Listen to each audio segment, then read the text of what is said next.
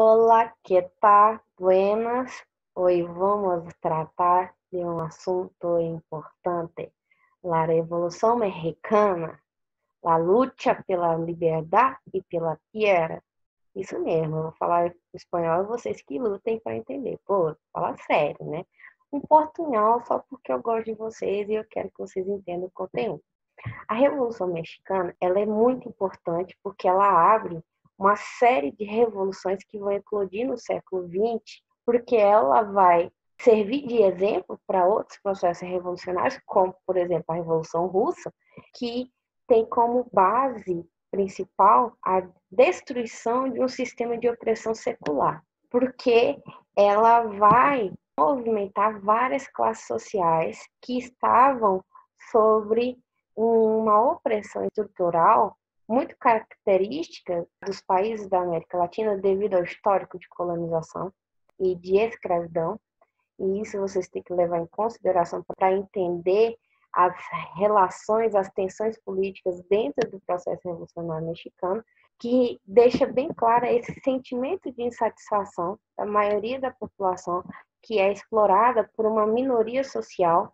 Porém, entretanto, todavia, tem um setor que também está insatisfeito com essa estrutura de opressão secular, que também deseja fazer parte desse processo revolucionário. Então, o que eu quero que vocês percebam é que, com todo o procedimento de transformação de estrutura social, a Revolução Mexicana ela não nasce homogênea. A gente tem vários grupos sociais, várias classes sociais insatisfeitas com o mesmo problema. Esse histórico de opressões estrutural secular presente no México, que é presente em toda a América Latina. E aí o que eles vão fazer? Eles vão unir forças. As diferenças entre eles são tão gritantes que isso, no decorrer do processo revolucionário, vai deixando bem claro que são dois projetos de revolução distintos. E é isso que a gente vai ver nessa aula. Suave? Então vamos lá. Antes da gente tratar da Revolução Mexicana, vamos falar da América Latina, sim? Para a gente entender que o que aconteceu no México não é uma exclusividade mexicana. Evidentemente que tem características específicas regionais.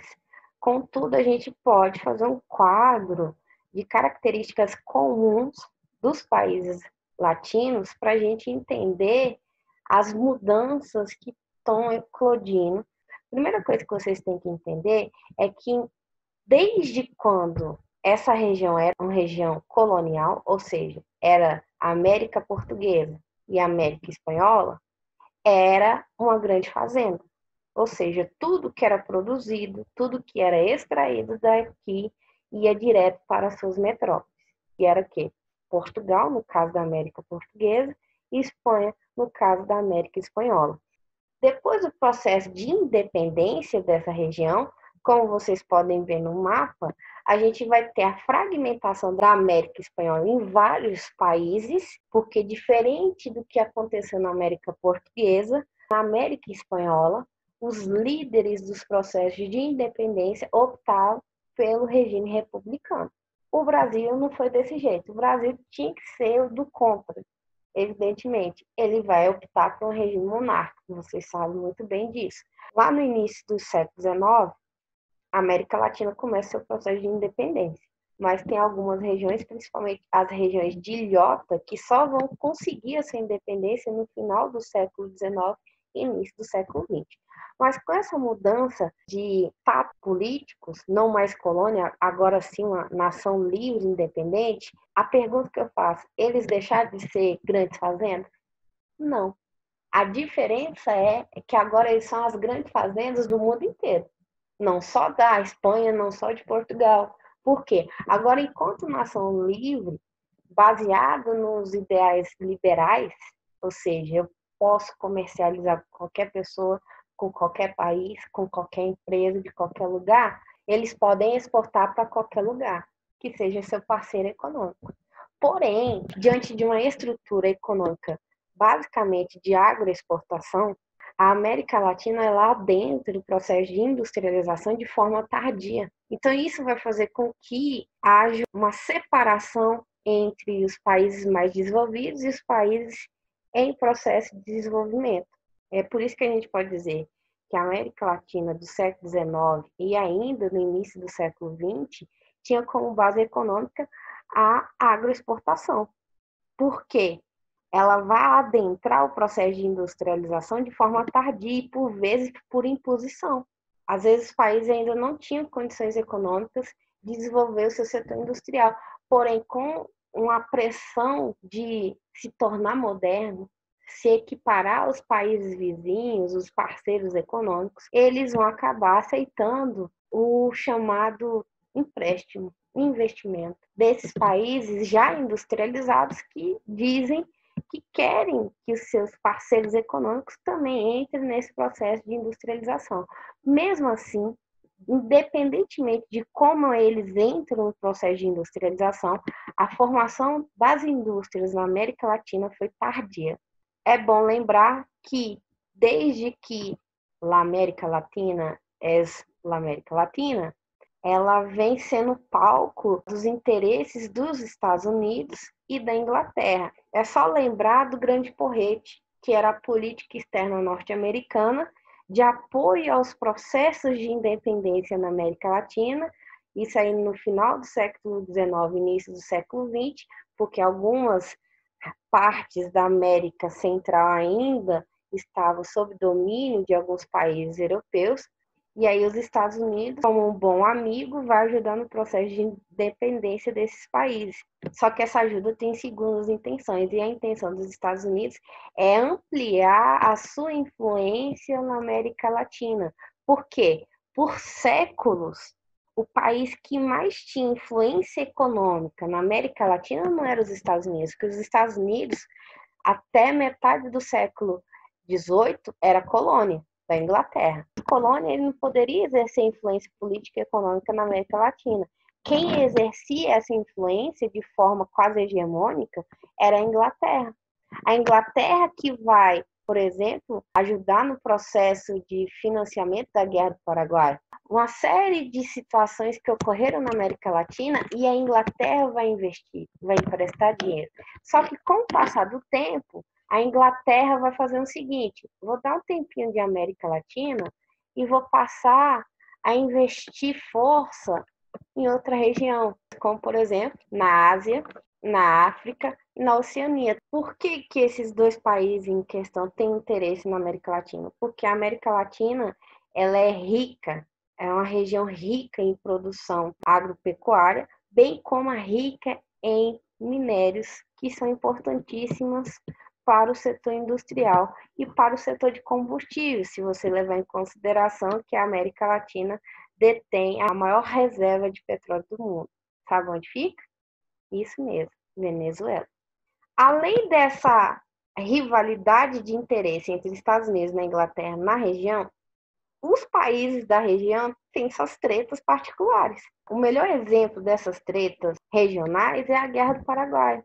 Foi a guerra de destaque, que teve contingente militar de 4 países, causou várias mortes e trouxe consequências irreversíveis para o Império Brasileiro e para os países envolvidos. Essas guerras regionais, elas ocorriam por razões políticas, econômicas e de fronteira. Algumas guerras ocorreram por territórios que ficavam na fronteira e eram ricos em minérios e em petróleo. Então, os países estavam disputando a posse dessa região, porque um país que tivesse a posse de petróleo e de minérios teria as matérias-primas necessárias para o seu desenvolvimento industrial, até que se desenhem as fronteiras entre os países que estão aí até hoje. Suave? Historicamente, a escravidão e o racismo fizeram uma divisão social e racial muito forte, ao ponto de formar uma camada populacional minoritária, rica, por vezes oriunda de famílias portuguesas e espanholas, que fizeram suas riquezas aqui através do trabalho escravo. Essa minoria social, ela vai se beneficiar das ações imperialistas tanto dos Estados Unidos quanto da Inglaterra. Por quê? Pelo fato de serem ricos, eles vão ser os primeiros a começarem, por exemplo, a investir no setor industrial dos países. E aí, a partir do momento que eles investem no setor industrial, eles aumentam o capital familiar. Bacana? Então, vamos seguir. Antes da Revolução Americana, é bom entender o contexto que antecede o processo revolucionário. Primeira coisa que vocês têm que entender, durante 3 anos, o México ficou num contexto de guerra civil. Isso foi no final do século XIX. E aí vai se destacar um general que vai lutar contra os conservadores, ou seja, contra aquele setor social responsável pela manutenção das estruturas de opressão secular, que é a igreja e a elite conservadora. Só que o que vai acontecer? Em 76, esse mesmo general, que foi nomeado como revolucionário, ele vai se autodeclarar presidente. Ele nem se deu ao trabalho de escutar a população. E a partir de então, ele não largou o osso, velho. Ou seja, de 1884 até 1910, que é o início da Revolução Mexicana, o cara se reelegeu 6 vezes. Essas eleições eram fraudulentas. Ele conseguia ser reeleito porque existia uma fraude eleitoral que era oficializada. A corrupção fazia parte do processo eleitoral. Por isso que não faz sentido chamá-lo de presidente. Não existe o processo democrático de abertura a pluripartidarismo de tentar a candidatura da presidência. Pode ter até eleição, mas vai ser corrupta e ele vai se manter no governo. Então isso é ditadura. Olha só o babado. É durante a ditadura dele que o sistema capitalista no México é consolidado. Por que isso vai acontecer? Porque vai ter 2 setores que vai sustentar o desenvolvimento do capitalismo no México, que é o setor da elite agrária e o setor do capital estrangeiro. A elite agrária mexicana, assim como toda a elite agrária na América Latina, são, até hoje, detetoras de grande porte de terra. Então, se um país quer se desenvolver industrialmente, ele precisa do setor de matéria-prima. Isso é fato. Eu preciso do campo para ter a minha indústria. Porque de onde vem o algodão, mano? Não vem do laboratório, vem do campo. Então, era necessário fazer uma parceria entre essa elite agrária, detetora de terra, para que as suas terras fossem terras voltadas para a produção, produzir matéria-prima para fomentar o setor industrial. Então, uma mão lavando a outra, uma mão ajudando a outra. E, do outro lado, essa elite rural ela vai ser responsável pelo processo de eliminação lenta e gradual dos ejidos. O que são os ejidos? São os territórios de terra comunitária de origem indígena. Mexer com terra é uma coisa muito complexa na América Latina. Envolve muitas relações de poder. Então, existia uma camada, não era pequena, era a maioria, de camponeses, por vezes muitos deles de origem indígena, que queriam um pedaço de terra como ejido, terra comunitária, para a produção agrícola, pecuária nessa região de autossuficiência. Só que os interesses deles batiam de frente com os interesses políticos e econômicos da elite agrária. Os ejidos, com o passar dos anos, eles foram sendo invadidos pelos grandes proprietários de terra. Porque eles têm os jagunços que invadem essas regiões, o fulaninho tem a posse da terra, saiam daqui. Então, vai demorar muito, gente, para que haja um governo que olhe para as camadas populares e defenda os direitos políticos deles, beleza? E o outro setor que sustenta o desenvolvimento do capitalismo no México é o capital estrangeiro. Por incrível que pareça, as empresas estrangeiras, elas controlavam quase 100% da riqueza mineral do México. Olha só, o capital estrangeiro, ele controlava a exploração mineral, a exploração de petróleo, a construção de estradas de ferro, ferrovias, bancos, produção e distribuição de energia elétrica e os grandes setores de comércio e de indústria. Cara, estava basicamente à mercê das empresas estrangeiras. Isso significa o quê? Que boa parte das riquezas que eles produziam no México não ficava no México. Ia para a sua matriz, ia para o seu país de origem. E isso aqui é importante para vocês enxergarem qual é o outro setor que está insatisfeito com o governo de Dias. Obviamente, devido à onipresença da elite agrária no setor do campo, logo se vê que os camponeses é uma força contrária à ditadura de Dias. Mas eles não estão sozinhos. A burguesia mexicana também está insatisfeita com Dias. A nossa riqueza é nossa, velho. Ela tinha que estar sob controle nosso e não da burguesia estrangeira. Então, observem, são dois grupos distintos, os camponeses e a burguesia mexicana. Os camponeses querendo os herridos e a burguesia mexicana querendo o controle das riquezas do país. Percebo que as pautas são diferentes e isso vai dar uma treta. Como eu falei para vocês no slide anterior, ficou muito clara a formação de dois grupos insatisfeitos com Dias, que é o grupo da burguesia industrial mexicana, que tinha na figura de Francisco Madero o seu líder, o seu representante, onde Madero ele vai defender um discurso nacionalista. Olha só a burguesia sendo nacionalista. Justamente pelo fato do capital estrangeiro ser literalmente o dono das riquezas do México. É óbvio que Francisco Madero ele não vai discursar o seguinte: galera, eu tô aqui defendendo os interesses da burguesia nacional contra o capital estrangeiro. Óbvio que não. Ele vai usar o quê? O discurso nacionalista.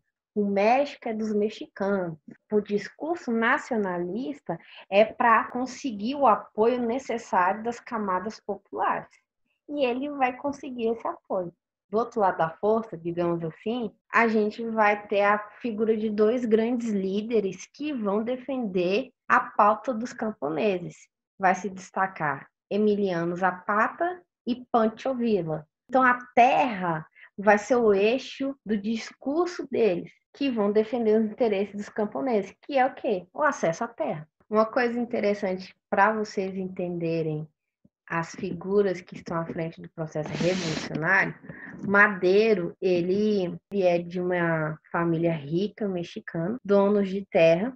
Ele teve uma educação de elite. Ele saiu do México, foi para a Europa, foi para os Estados Unidos estudar e depois volta, segue uma vida política e consegue ascender como líder desse discurso nacionalista que visa o processo de modernização do México, mas dentro das reformas burguesas.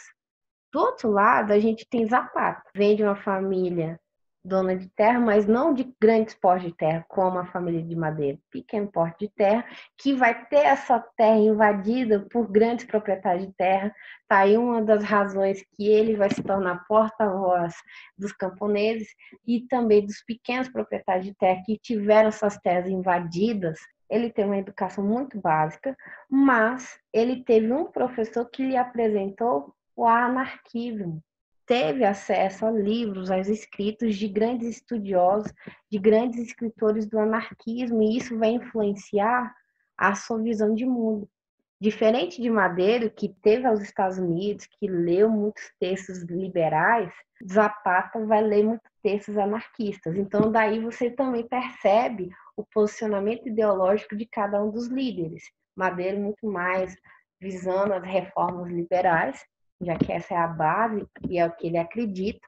Zapata não. Zapata vai defender uma perspectiva anarquista de que é o povo que tem que ter o controle da terra. Por isso que o lema do zapatismo é terra e liberdade. E por último, temos Pancho Villa, que para mim é a representação do Robin Hood mexicano. Ele é o mais lascado dos três. Uma família super pobre. Ele vai ajudar desde cedo o sustento da família. Ele não vai ter uma formação educacional contínua. Vai ser quebrado pela necessidade de trabalhar e ajudar a família. Só que ele entra no mundo do crime. Por quê? Porque uma das suas irmãs vai ser estuprada por um grande fazendeiro. Adivinha o que acontece com esse grande fazendeiro? Isso mesmo, nada. Diante desse fato, a ação dele foi o quê? Matar o grande fazendeiro. Eu não estou justificando a ação dele. Eu estou falando que ele fez isso.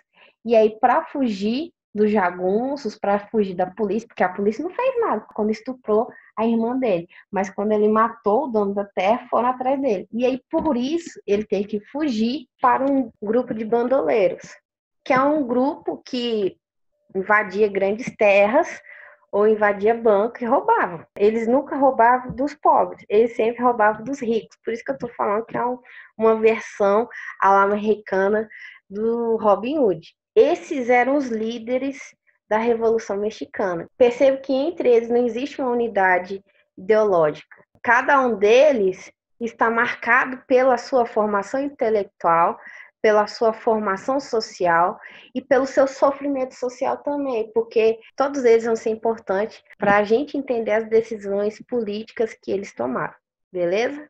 Como eu falei para vocês, o processo revolucionário mexicano começa em 1910, através de uma eleição. Justamente, Madero, como um bom liberal, ele vai seguir o rito eleitoral da época. Existia a possibilidade de concorrer à presidência com Dias? Tinha, então ele vai tentar. Como ele tinha um discurso nacionalista, ele conseguiu agregar uma camada da base da sociedade que Dias não tinha como agradar, porque a elite agrária e o capital estrangeiro eram seus parceiros. Então, a base da sociedade mexicana, que era a maioria, foi votar em quem? Em Madero. Quem é que ganha a eleição? Dias. Porque Dias sabia que, de acordo com os votos reais, quem ia ganhar era Madero. Então, o que ele vai fazer? Ele vai expelir uma ordem de prisão a Madero, justificando que ele era o agitador de manifestações e protestos. Na real, o que Dias queria? Queria que Madero sumisse da arena política para ele assumir a presidência como ele sempre fez. Só que não dá muito certo. Madero, ele consegue fugir, ele sai do México e fica nos Estados Unidos e de lá cria o Plano São Luís, nada mais é do que a proposta política dele. Ele vai elaborar esse documento dia 20 de novembro de 1910, onde ele reitera o discurso nacionalista, fala que Dias é um traidor da nação. Sim, ele chama a população a se armar contra o governo. Olha que lindo, véio. Isso é muito John Locke. Porque John Locke fala, ó, a base dele é liberal, mano. Então ele vai lá em John Locke e vai falar assim, esse governo é uma tirania. Você, povo, não precisa se submeter a esse tirano. Arme-se contra ele e tire ele em poder. Basicamente, o plano de São Luís é isso. Vai estourar em todo o México vários levantes de vários campos sociais, inclusive grupos indígenas que estavam sim revoltados com Dias, mas não se viam representados em Madero. Foi um movimento de massa cabuloso, todo o México se revoltando contra Dias. Quando Madero percebeu que o seu plano deu certo, que o povo foi para a rua armado até os dentes do jeito que dava, ele volta para o México. E aí ele lidera um movimento nacional para oficializar sua ascensão à presidência. Isso me parece Getúlio Vargas, em 1930, na marcha que ele fez do Rio Grande do Sul ao Rio de Janeiro para assumir a presidência. Olha a semelhança. Evidentemente, cada um tem sua especificidade, mas é isso, a América Latina é isso, mano. E aí o que vai acontecer? O Madero senta na cadeira da presidência e fala assim, presidente, aqui sou eu. Dias, aceita, mano, que você não é mais presidente. Aí não teve jeito. Depois de um ano, velho, dessa quizumba toda, basicamente, dia 25 de maio de 1911, Dias entrega essa renúncia. Mas, como eu falei para vocês, os grupos sociais mexicanos, eles tinham pautas políticas, interesses políticos distintos, e isso vem à tona no governo de Madero. Quando Madero apresenta o projeto dele de reforma agrária para atender às camadas populares do campo, Zapata não gosta. O que vocês têm que entender é que não existe um projeto apenas de reforma agrária. Você pode ter vários projetos de reforma agrária. O que vai diferenciar é a base. O projeto apresentado por Madero não satisfez os desejos dos camponeses, principalmente os camponeses indígenas, e muito menos Zapata, que se tornou o líder, o porta-voz desse campo negligenciado. Em resposta ao plano político de Madero, em novembro de 1911, Zapata elabora o plano dele, o plano de Ayala, que visava 2 pontos importantes. Primeiro, derrubar o governo de Madero, porque ele viu no governo de Madero o mesmo câncer que viu no governo de Dias. Ele não está ouvindo o povo. Ele é mais uma marionete desse capital que negligencia o campo. Então, eles querem derrubar o governo de Madeira e instalar uma reforma agrária, que essa sim Zapata assina embaixo, que as comunidades camponesas tivessem o controle. Então, diferente da proposta política de Madeira, onde a reforma agrária ia ser ditada pelo Estado, e eles iam se deslocar nas regiões que o Estado escolhesse, a reforma agrária de Zapata é o seguinte: são os camponeses que decidem. Eles que têm que estar no comando do processo da reforma agrária. São eles que vão ter a posse da terra, são eles que vão ter o contato com a terra. O Estado nada faz se não atrapalhar. Lembre-se que a base dele é anarquista. Diante disso, ele propõe 3 estratégias. A primeira, a reorganização das terras comunitárias indígenas, importante porque nem todo camponês é indígena, então ele também está pensando na comunidade indígena do campo, por isso que se faz necessária a reorganização dos ejidos. A segunda estratégia, a expropriação de 1/3 dos latifúndios mediante a indenização. Ele até foi bom, velho. Ele queria indenizar os donos de terra que estão perdendo terra. Lembrando que muitos grandes donos de terra aumentaram seus hectares por meio de uma ação violenta dos seus jagunços. Muitos deles invadiram região que não era deles.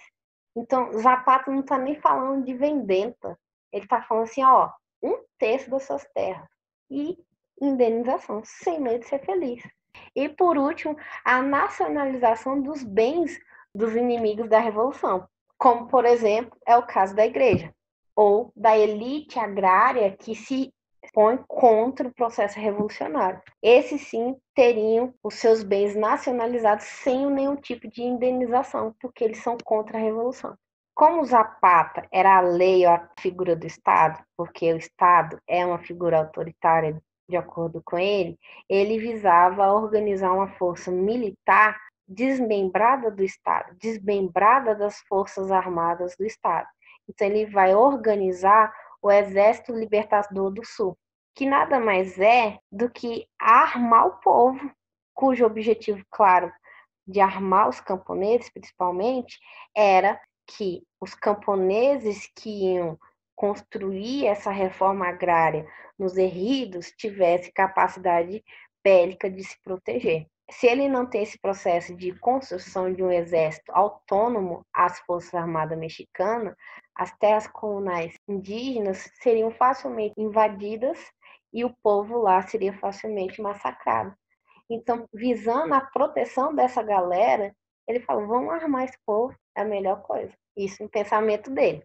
Só que a Revolução Mexicana ela é tipo um episódio de Game of Thrones. Tem tanta intriga política ao redor dos líderes do processo que quando você pensa que as coisas estão no eixo, Madero no processo de reforma liberal, Zapata junto com o Pancho Villa no processo de construção das terras comunais indígenas, você vai ter uma série de situações de conspirações que vai levar à morte dos presidentes mexicanos. Cara, nessa época, a maioria dos presidentes mexicanos foram assassinados. Impressionante. Inclusive Madero. Vamos ver esse babado. É tipo uma mistura de Game of Thrones e Faroeste. Primeira coisa, Madero ele se rodeou de inimigos. Muita gente fala que era ingenuidade política dele, mas eu acho que ele acreditava que ninguém teria coragem de matar um presidente. Ele errou. Então, assim, ele se cercou de inimigos, cara, porque todo mundo que exercia cargos de importância no mandato dele conspirou contra ele. O general Huerta, que era o principal general da Força Armada, estava conspirando com o embaixador norte-americano. Por que, gente, os Estados Unidos conspira contra o presidente mexicano? Porque a maioria das empresas que detinham o controle das riquezas mexicanas vinha da onde? Isso mesmo, dos Estados Unidos. Além dessa dupla dinâmica, o sobrinho do ditador Dias, Felipe Dias, se une com outro rival de Madero para derrubá-lo. Ele vai acabar caindo numa armadilha pelo general Huerta, e dia 22 de fevereiro de 1913, ele é assassinado pelo próprio general. Só que o general fala outra coisa, que ele teve que matá-lo porque ele estava fugindo da prisão. Ele, na função de soldados da ordem, tinha que fazer alguma coisa. Só que era mentira, foi uma execução mesmo. E aí, depois que ele mata o presidente, o general Huerta se autodeclara presidente, velho. E quem é que assina embaixo? O embaixador dos Estados Unidos, o Henry Wilson. Ele queria o general Huerta no cargo de presidência porque ia restabelecer o controle dos Estados Unidos no setor das riquezas minerais e industriais do México. Olha só que delícia. Game of Thrones à la americana continua. Depois que o Huerta trai o presidente, a gente vai ter a formação do exército constitucionalista, através da figura do líder chamado Carranza. Era um militar que apoiou o processo de ascensão à presidência de Madero, acusou o Huerta de usurpador, o usurpador é lá, a novela americana, e declarou guerra a ele. Ele usou o discurso nacionalista de Madero para agitar a nação, para organizar esse exército constitucionalista para derrubar o Huerta, e ele vai conseguir. Ele consegue entrar na cidade do México em 1914, armado até os dentes, e depõe o Huerta. E o embaixador norte-americano está quietinho.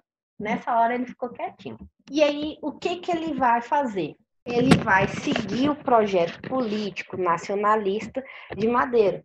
Primeira coisa que ele vai fazer: é preciso controlar Zapata e Pancho Villa, porque Zapata e Pancho Villa, enquanto isso, eles estão organizando o setor rural do México, organizando e armando. Carranza vê isso como perigoso para o processo de formação e consolidação do Estado liberal mexicano. Então, a primeira coisa que ele vai fazer é combater as forças populares, tanto no sul, Zapata, quanto no norte, Pancho Villa. Ele vai colocar uma recompensa pela cabeça dos dois. Além disso, ele vai proclamar a Constituição de 1917, que até hoje é a Constituição que vale no México. Evidentemente, ela sofreu algumas emendas importantes para ampliar os direitos do cidadão mexicano. Essa Constituição é importante porque ela vai trazer consigo os ideais liberais que tanto Madero quanto Carranza defendem. Como bom militar nacionalista, ele vai defender uma série de medidas importantes para fomentar o setor industrial do país, que é a nacionalização do petróleo, porém, ele não nega a parceria com o capital estrangeiro. O que ele está fazendo é o que Vargas fez. Galera, é o seguinte: a riqueza do subsolo do país é nossa, o petróleo é nosso, mas sozinho não temos condição de extrair, de refinar. Então vamos fazer uma parceria econômica? E aí o que os Estados Unidos faz? Ok, irmão, a gente aceita. Então parece que as coisas estão funcionando dentro do governo do Carranza, pelo menos para o lado da burguesia industrial, que agora consegue se desenvolver sem essa presença maciça do capital estrangeiro no território mexicano, e ele consegue agradar os grandes empresários, principalmente norte-americanos, com essa possibilidade de concessão da extração das riquezas do subsolo mexicano. Suave? Qual é o problema? Dia 21 de maio de 1920, ele vai ser assassinado por ex-apoiadores. Com a morte do presidente, quem assume a presidência de forma interina por 6 meses é Adolfo de la Huerta. Como vocês puderam perceber, a Revolução Mexicana literalmente parece um episódio de Game of Thrones, que todo mundo morre. Zapata vai ser assassinado também, e isso vai acontecer dia 10 de abril de 1919 pelo general Jesus Garrado. Ele vai fingir que mudou de lado. Ele vai falar que apoia a tese difundida por Zapata em defesa dos camponeses e das terras comunais indígenas, e ele queria se reunir com Zapata porque, pelo fato de ser general, ele teria acesso à arma e poderia repassar para Zapata para passar para a população que estava sob a liderança dele.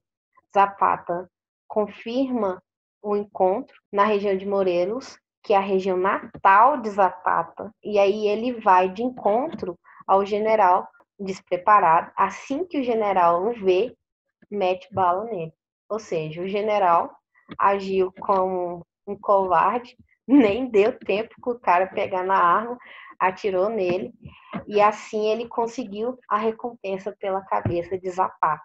Depois da morte de Zapata, ocorreu um processo de desarticulação de todo o movimento zapatista. O Estado exerceu uma violência muito forte nesses lugares, justamente para inibir o seu processo de existência, e silenciou o legado de Zapata até 1994, quando há a organização de um novo exército, o Exército Zapatista de Libertação Nacional, que é visto por muitos historiadores, por muitos estudiosos, como o neozapatismo, que tem como base a luta dos camponeses. Por isso, nada mais simbólico do que a organização desse exército no estado mais pobre do México, onde vários camponeses vivem à margem da sociedade. Então, eles vão usar esse discurso de união dos camponeses, da posse da terra sob o controle dos camponeses, e formar o Exército Zapatista. Três principais lutas do movimento neozapatista. A primeira delas é ampliar os direitos dos camponeses dos indígenas, que é uma pauta originária de Zapata e dos seus grandes companheiros da época da Revolução Mexicana. O outro, que é muito específico da realidade do México pós-Guerra Fria, é o fim do NAFTA, que é o Tratado do Livre Comércio da América do Norte. É um tratado no qual o México fica à mercê dos interesses norte-americanos. Eles têm uma visão muito negativa da presença dos Estados Unidos no México devido ao histórico de, literalmente, meter o dedo na vida política do México e, ao mesmo tempo, de meter o dedo e pegar as riquezas mexicanas. E, por fim, eles defendem uma mudança estrutural imensa no México com base no anarcossindicalismo. Eles são avessos à participação do Estado, eles armam a população, eles educam a população em uma educação anarquista para a formação de uma sociedade livre das opressões estruturais que existem no território mexicano. Eles têm essa ideia de que a mudança social, as estruturas podem ser modificadas por meio de ações horizontais, onde a população, onde o povo está à frente do processo revolucionário. Beleza? E por último, Pancho Villa, obviamente, assim como Zapata, Madero, Carranza, ele vai ser assassinado. Como eu falei para vocês, Pancho Villa ele vai controlar a região do norte do México, tentando organizar o setor camponês contra o Estado, enquanto Zapata está no sul.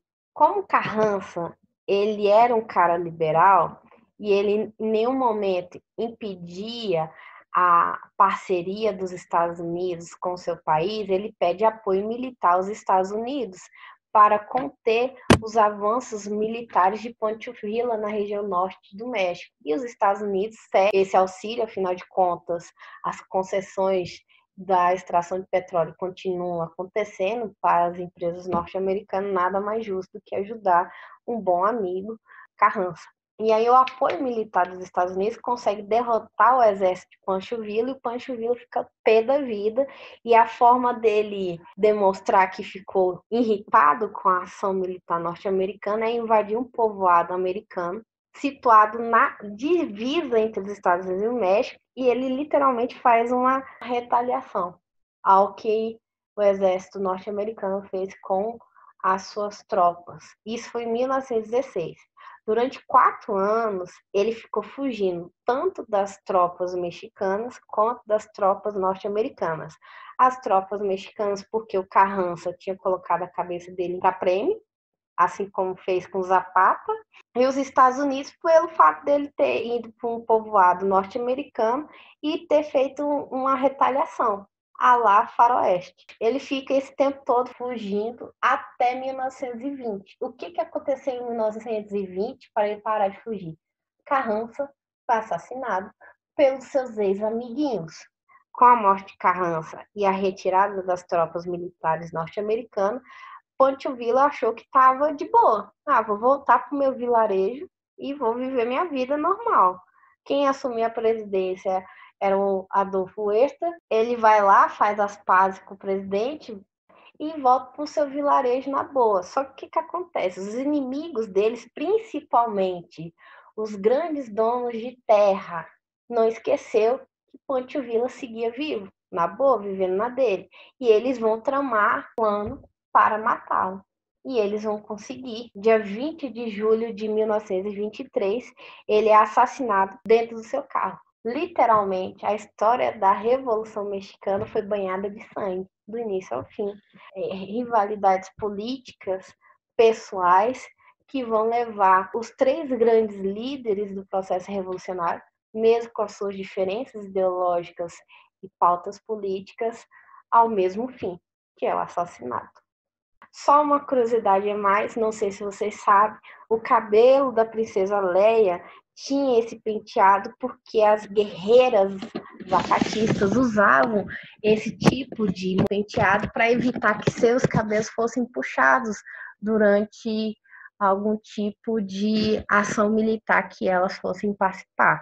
Isso é interessante para vocês entenderem que o protagonismo das mulheres foi uma realidade na Revolução Mexicana, onde elas conseguiam ascender a cargos de importância e de relevância, como, por exemplo, Clara de la Rocha, que foi uma importante coronel dentro do processo revolucionário mexicano.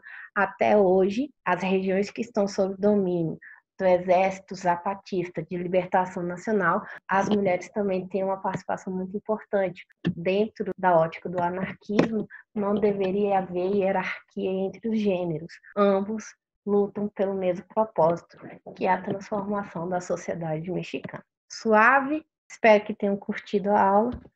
Aprofunde os conteúdos abordados na videoaula. Qualquer tipo de problema, grita aí que eu escuto aqui, uma hora eu respondo sempre que possível. E até o próximo vídeo da próxima temática babadeira. Hasta siempre, companheiros. Tchau, tchau.